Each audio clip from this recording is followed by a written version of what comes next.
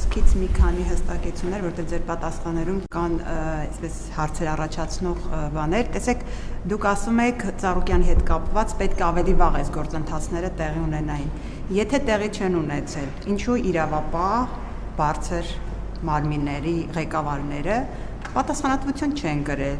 Հիմա գնացել են ոմանք հանգստի Սասուն Խաչատրյանը, Արվիշտի Քյարամյանը։ Եթե այդ պատասխանատվությունը չկա, արդյոք դուք չեք կարծում, որ հիմա Արթուր Պողոսյանը, քննչական կոմիտեի նախագահը, կոպիտ ասած, կաշվից դուրս է գալիս Ծառուկյանին գետին տապալելու համար, որ դուք համարեք, որ նա ճիշտ է աշխատում եւ մնա իր պաշտոնին։ Ինչու պատասխանատվություն չեն կրել, եթե կարծում եք, որ լավ չեն աշխատել նախորդները։ Մեկ, երկրորդը անկլավների հետ կապված։ Ես ուզում եմ հստակ լինի։ Դուք կարծում եք, որ Տիգրանաշենի հարցը հիմա պետք է քննարկման առարկա դառնա այնքանով, որ օրինակ մեր քարտեզից ինքը այսպես դուրս դրվի, կարմիր, ինչպես եք նշում եք Վարդաշենը, իրենց քարտեզում կարմիր այսպես գույնով է նշված, այդպես նշվի մեր քարտեզում արդեն Տիգրանաշենը, եւ արդյոք դա նշանակում է, որ արդեն հստակ է, որ փոխանակման հարց է դրված սեղանին։ Եվ հիմնական հարցը, պարոն Փաշինյան, դուք խոսում եք շատ Ծառուկյանից, որ տեղյակ չեք, մի կասկածելի է, որ դուք այդ տեսանյութը չեք տեսել, բայց ամեն դեպքում այստեղ Ծառուկյանի եւ ձեր հարաբերությունների մասին չէ հարցը։ Դուք ձեր հարաբերությունները ինչպես տեսնում եք, բայց արդյոք մեղավոր են այն բոլոր հազարավոր քաղաքացիները, որոնք աշխատում են Ծառուկյանի ընկերություններում, որոնց աշխատանքային իրավունքն է ոտնահարված, որոնք գնում են աշխատանքի, իրենց այդ աշխատավարձով են ապրում եւ հիմա մարդիկ փաստի առաջ են կանգնած ձեր քաղաքական, լավ, իրավական, ինչպես դուք եք նշում, գործընթացների հետևանքով։ Ինչ անեն նաեւ այն քաղաքացիները, որոնք օրինակ այդ ընկերությունների կամ ռեստորանային համալիրներ են, դրանց հետ պայմանավորել են իրենց խնջույքները, քեֆերը այնտեղ անցկացնել եւ հիմա փաստի առաջ են, որտեղ այդ բոլոր ընկերությունները կապարակնքվել են։ Ինչ անեն այդ քաղաքացիները, որոնք կրկնում եմ հազարավորներ են։ Գիտեք, հիմա նույն տրամաբանությամբ, նույն ապօրինի գույքի վերադարձի հետ կապված process-ներում այդ նույն հարցերը կարելի է դնել։ Պետք է տեղի ունենա բալանսավորված մոտեցում։ Այն ինչ որ պետք է պետության շահերը, այդ թվում գողացված գույքերը վերադարձնելու համար այդ պրոցեդուրաները պետք է տեղի ունենան։ Բայց ինչ անեն այն գործարարները, որոնց գցվել են, որոնց ունեցվածքը իրանց ձեռից առել են։ Եվ այլն եւ այդպես շարունակ, եւ ուրիշ քաղաքացիները, որոնց ձեռից առել են։ Գույքը իրանց ձեռից առել են։ Բայց ինչ անի քաղաքը, որից հողերեն ապօրինի տարվել։ Բայց այդ նույն քաղաքացիների մասին չի խոսքը։ Այսինքն օրինականությունը պետք է տեղի ունենա եւ օրինականությունը պետք է տեղի ունենա տրամաբանության սահմաններում։ Այսինքն բա տենց է, ամեն անգամ էլ միշտ էլ տենց փաստարկներ կան։ Բայց այդ ժամանակ դուք չեք ստեղ կանգնած հազար, այդքան ասցիք թալան, բա ուրա, բա ինչի հետ չեք բերում եւ այլն, այսինքն մեկ էլ այն էր օգտագործվում մեր դեմ, բա ուրա, հեսա։ Ապօրինի գույքի բռնագանցման բաները, վճիռները հերթով մտնում են օրինական ուժի մեջ։ Այսինքն դա էլ եմ ուզում, că տասնյակ անգամ հարց եք տվել, բա ինչի, էս չի, ինչի, եւ մարդիկ են այդ հարցերը տալիս։ Հայաստանի քաղաքացիներն ես հստակ ասել եմ, իմ քաղաքական ուղերձի մեջ ոչ մի թաքուն բան չկա։ Իմ ամենամեծ դժվարությունը նախընտրական շրջանում հենց այդ թեմային է վերաբերվել, որ ինչ են մարդիկ շարունակում մնալ արտոնյալ կարգավիճակում։ Եվ պատասխանատվության ենթարկվում են եւ ենթարկվել են այն մարդիկ, ովքեր մեղավոր են այդ բաների համար եւ կշարունակեն ենթարկվել։ Հիմա այդ պատասխանատվությունն էլ պետք է լինի համաչափ։ Ով ինչի համար ինչ չափով պատասխանատու է, պետք է այդ պատասխանատվությունը կրի։ Որովհետեւ մարդիկ ուզում են Հայաստանի Հանրապետությունում տեսնել կարգ ու կանոն, ուզում են տեսնել արդարություն եւ արդարադատություն։ Եվ պետք է տեսնեն, ուրիշ տարբերակ չկա։ Ուրիշ տարբերակ չկա։ Այդ թվում համադրությամբ նոր համադրություն ընդունում է, ինչքան էլ փորձ արվում կապել եւ այդ թվում այդ պատճառով է համակարգային ձևով փորձ արվում ներքին եւ արտաքին ուժերի կողմից այդ թեմանն ենգափոխել։ Դրա համար է պետք։ Ամեն մեկը դատաիրավական համակարգում բաներ ունեն, անձեռնմխելի պաշտոններում կոնկրետ իրանց անունով մարդիկ ունեն նշանակած։ Մարդիկ ունեն նշանակած։ Իրանց անձնական դատավորներն ունեն համակարգերում նշանակած։ այդ թվում պատերազմի երրագլուխ կուսակցության անդամները, ու այդ մարդիկ սահմանադրորեն անձեռնմխելի են։ Բայց ինչքան ենք մենք ասելու դե լավ, հա։ Չի կարա տենց բանը լինի։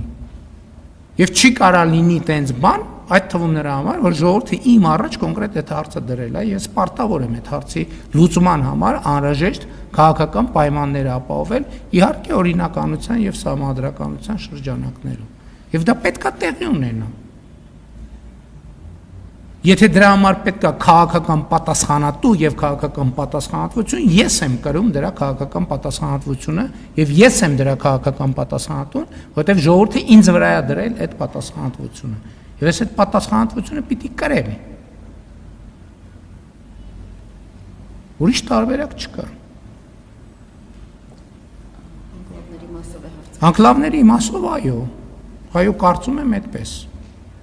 Կարծում եմ այդպես, որովհետև տեսեք, մենք ինչ ենք ասում, մենք ասում ենք բա ջերմուկի տարածքները, բա եւ այլն եւ այլն։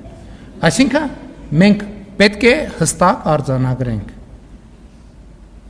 որ եթե մենք գնում ենք այն կանխավարկածով, որ ով ինչ տիրապետում է, ուրեմն այդ Իրանն այդ նշանակում է ջերմուկի տարածքների մնացած մեր օկուպացված տարածքների հարցը մենք օրակարգից հանում ենք։ Մենք պետք է գնանք դե յուրե ճանապարհով, այն քարտեզներով, որը դրված է սեղանին, եւ որով մենք արդեն սահմանազատում իրականացրել ենք Տավուշի մարզի հատվածում։ Մենք պետք է գնանք եւ առերեսվենք այդ իրականության հետ, եւ նախընտրական շրջանում էլ ես դրա մասին ասել եմ։ Երբ որ քաղաքացին ինձ հարց տվեց կենտրոն վարչական շրջանում քարոզարշավի ժամանակ, իհարկե թույլ չտվեց, որ միջև վերջ այդ հարցին պատասխանեմ, բայց ասում էր ինչ նկատի ունենք անկլավ ասելով, նկատի ունենք Արցվաշեն, նկատի ունենք Խեյրեմլի, Բարխուդարլի, այդ նկատի ունենք, որը բոլորը գիտեն, այսինքն ակնհայտ իրողություններ են դրանք։ Եվ մենք պետք է այդ հարցերի լուծենք, հասկանում եք, որովհետև ինչքան չլուծենք, դա դառնալու է մի կետ, որի եւ ներքին եւ արտաքին ուժերը օգտագործելու են Հայաստանը ավելի խոցելի դառնելու համար։ Եվ ես սա ինչի համար եմ ասում, որպեսզի այս թեմայի շուրջ նյարդը դուրս գա ընդհանրապես։ Դա սովորական աշխատանքային գործընթաց է, որտեղ սա մասը նրա, որ այդ թվում ջերմուկում, այդ թվում Տավուշի մարզում, այդ թվում մնացած տեղերում մեր տարածքները, որոնք մերն են, բայց մեր վերահսկո Արցվաշենը մերն է, բայց մեր վերահսկողության ներքո չի, այդ հարցերը պետք է լուծվեն, դե յուրե իրավական պետք է լուծվեն։ Եվ դե յուրե հիմնավորումն է, մենք այն ամենակարևոր դե յուրե հիմնավորումը քարտեզներն են, որով մենք սահմանազատում իրականացնել ենք, որի մասին ես ասել եմ։ Դրանք 74-ից 78, ինչքան հիշում եմ, թվականի քարտեզներն են, որոնք անցել են այդ սահմանապահ տերմինաբանությամբ կամ սահմանային տերմինաբանությամբ հերթապահության ընթացակարգ, այսինքն ստացել են իրավական ուժ։ Այսինքն Ալմատի հռչակագիրը հենված է այդ քարտեզների վրա։ Այո, մենք պետք է ասենք, որ դա կա եւ պետք է արտահայտենք այդ թվում մեր քարտեզներում ոչ թե ձեր ասած ձևով, այլ երևա որ այդտեղ հարց կա, որին մենք պետք է անդրադառնանք։ Օրինակ ընդդիմության ներկայացուցիչներից մեկը նախընտրական բանավեճի ժամանակ ասում էր իշխանությունը փոխանակ գնա այս տարբերակով, գնում է այն տարբերակով։ Իշխանությունը երկու տարբերակով էլ գնում է, մենք ասում ենք, մենք չպետք է մեզ փակուղի մտցնել, ասելով, որ չէ, մենք մենակ այս տարբերակն ենք անում, որպեսզի այդ թվում արտաքին ուժերը դա օգտագործեն մեզ փակուղի մտցնելու համար։ Մենք ուզում ենք այդ թեմայի շուրջ եւ հանում ենք այդ թեմայի շուրջ նյարդը, որովհետեւ այդտեղ նյարդի խնդիր չկա, որովհետեւ իրավիճակը հայելային է։ Ինչ լուծում Արցվաշենի դեպքում կլինի, նույն լուծումներն էլ կլինեն մյուսների դեպքում։ Սրա մասին է խոսքը։ Եվ սա եւ էլի եմ ասում, ուզում եմ ձեր ուշադրությունը սրա վրա հրավիրեմ, որովհետեւ եթե մենք ասենք, գիտեք, ինչ չէ, այդ քարտեզում կա, բայց դա մեզ չի հետաքրում, մենք դրանով Ադրբեջանին հնարավորություն կտանք ասելու, որ հա ջերմուկի տարածքը քարտեզում կա, բայց դա մեզ չի հետաքրում, որովհետեւ մեր բանի տակ է, մեր կոնտրոլի տակ է։ Իսկ խաղաղության համաձայնագիրը եւ սահմանազատման կանոնակարգը ուրիշ տրամաբանություն ունի եւ մենք պետքա մեր ստանձնած պարտավորություններին, տեքստին, բառին եւ ոգուն մնանք հավատարիմ։ Շնորհակալություն։ Աշխատողների հետ կապված ամեն ինչ կանենք, որպեսզի աշխատողների իրավունքները պատշաճ ձևով պաշտպանվեն։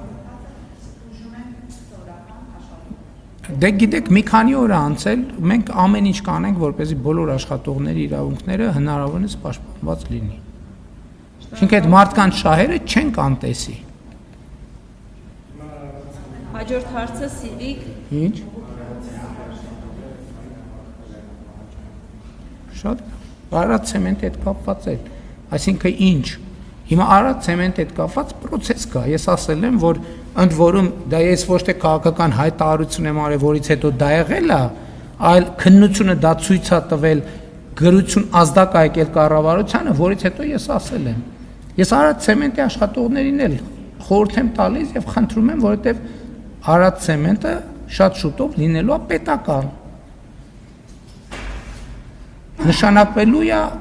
նույն ընթացակարգով կառավարիչ եւ եկեք այսօր այնպիսի բաներ չանենք, որ վաղը մյուս օրը Զանգեզուրի պղնձամոլիբդենային կոմբինատի օրինակն եմ ուզում հիշեցնել։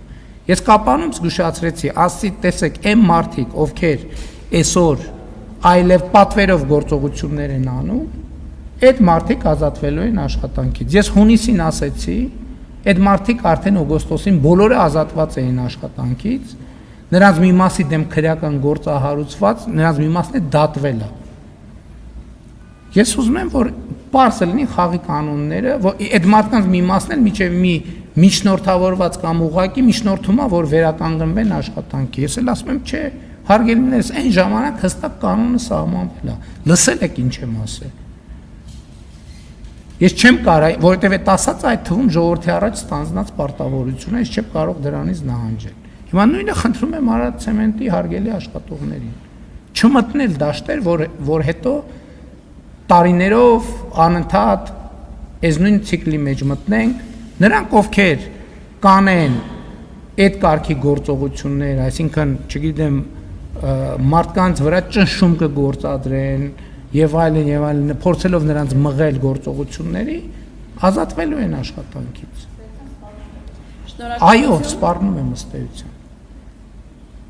Հաջորդ հարցը Սիվիկ։ Դուք նախորդ հարցի պատասխանից խոսեցիք